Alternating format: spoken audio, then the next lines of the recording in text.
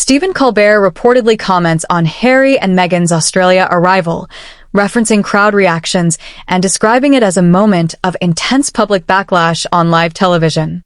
Tell us in the comments where you're watching from. In today's commentary, the segment being discussed online comes from The Late Show with Stephen Colbert, where Prince Harry and Meghan Markle's public reception during an Australia arrival was referenced in a satirical, late-night-style commentary format.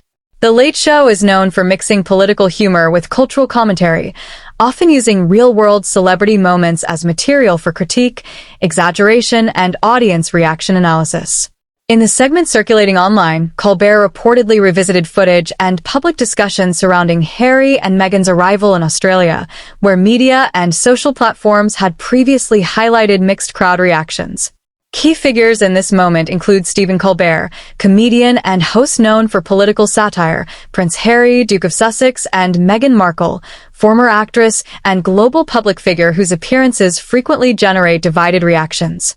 One of the central claims being discussed online is that Colbert framed the moment as an example of how public perception and celebrity status can clash with live audience environments, especially in high-visibility international appearances. And this is where the online narrative intensifies. But you haven't heard the craziest part. Circulating descriptions of the segment suggest Colbert referenced crowd reactions in Australia during their arrival, including reports of booing or heckling that had previously appeared in online discourse. However, these accounts vary widely depending on the clip and interpretation being shared.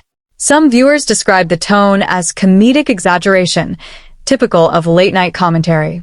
Others interpret it as reinforcing already polarized narratives around public acceptance of the couple in different countries. The Australia arrival itself has been discussed multiple times in media cycles, often shaped by short clips, social reactions, and fragmented interpretations rather than one unified account of events. Pop culture comparison. It's like taking a 5-second airport clip, replaying it through a comedy monologue, then watching the internet argue about whether it was a documentary or a punchline.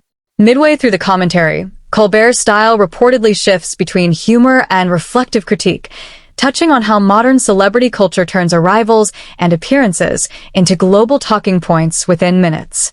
Online reaction once again splits into familiar patterns.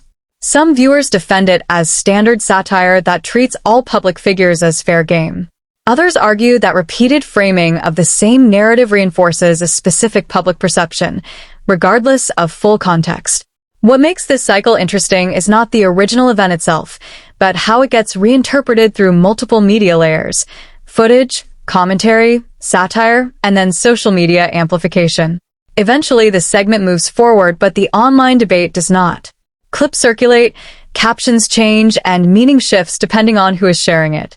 In the end, the story becomes less about what was said on stage or in commentary, and more about how quickly a public moment can be reshaped into competing versions of reality.